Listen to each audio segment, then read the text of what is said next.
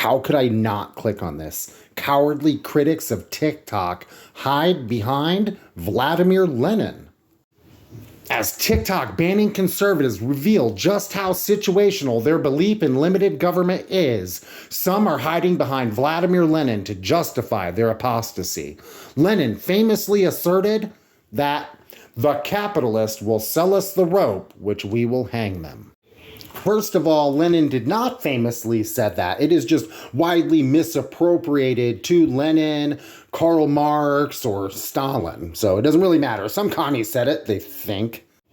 But in reality, there's no evidence to suggest that any communist ever said this. The first reference of this quote was in 1955 by a famous anti-communist.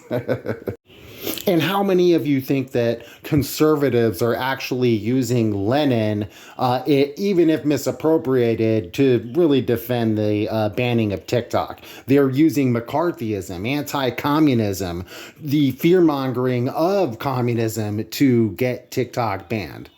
Come on. This poorly edited, belligerently anti-communist propaganda is actually quite hysterical at times. When talking about folks from the USSR who were lucky enough to come over to the United States, they said some were so overwhelmed by capitalism's endless fruits that they fainted in store aisles. Oh. You think that we believe that people from the USSR came over here and saw 15 different versions of ketchup and they fainted? No. Sadly, American politicians seemingly don't trust the American people or the genius of capitalism and freedom enough to withstand speech and content they allege is negative about both. I did find some parts that I do agree with, though, such as the very last line of the article.